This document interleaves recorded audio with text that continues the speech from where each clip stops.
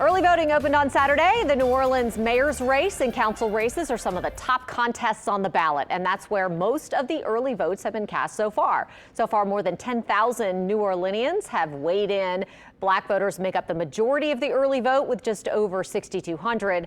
And in the party breakdown, Democrats are in the lead with more than 8,000 early votes. And that's just the totals for the first day. But it is an indication of what could be a promising turnout. So joining me now in the studio, WWL political analyst Clancy Dubos. You're going to be with us on election night. But yes, I will be. What do these numbers tell us about what we can expect in terms of turnout? Well, this is a good turnout. It's not a record turnout for early voting. That, of course, happens typically in presidential races and sometimes in gubernatorial races. But presidential balloting everywhere in America generates the most turnout. But a mayor's race in New Orleans typically generates a good turnout. Interestingly, 4 years ago, we had a dismal turnout for mayor because voters were basically not very happy with the choices.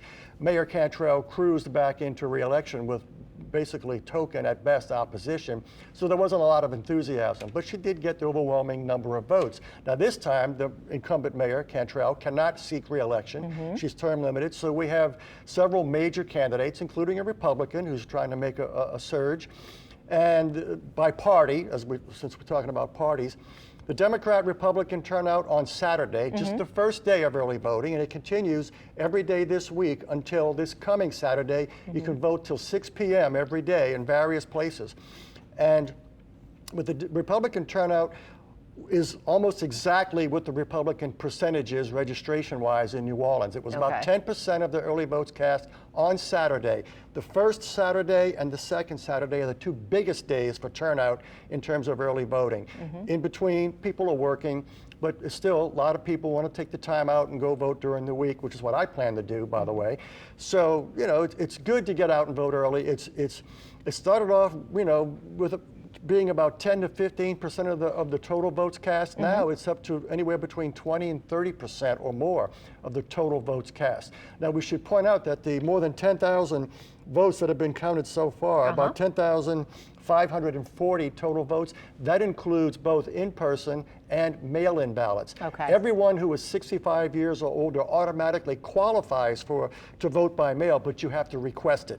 Okay, and that had to be done a while ago. That deadline was passed. Okay, so you think this is good news? It'll be positive in terms of turnout? I'm hoping that we get, you know, a good turnout for mayor, and this is all relative, would be over 35%. Okay. I'm hoping we top 40%. That would be a good turnout. It's still not what it should be, but, you know, after motor voter laws and other things, we have almost universal registration, but we don't have universal giving a darn about it. You know? Participation for sure. That's right. So, and there are no participation trophies other than knowing that you cast your vote. And if you think your vote doesn't count, folks, remember, about 6 or 7 months ago, we had a citywide referendum for a property tax for the sheriff's office. It passed by 1 vote. So yes, every single vote counts. So even if you're only mildly inclined to vote, get educated and get out there and vote. Vote early if you can. All right, vote early, don't vote often. No, just early. Just early, all right. Thanks so much, Clancy. We appreciate it as always. And early voting ends on October 4th. Election day, of course, October 11th, if you want to vote then. Polls are open that day from 7 a.m. to 8 p.m. And if you missed our debates for New Orleans mayor and sheriff, you can always watch those on our free streaming app, WWL Plus. Our election coverage begins at 7, and you'll see the results first scrolling on the bottom of your screen soon after the polls close at 8. We'll be bringing you live reports from the candidates' election night headquarters, plus Clancy and our other analysts and other experts will be joining us here in the studio for everything you need to know about this big historic election.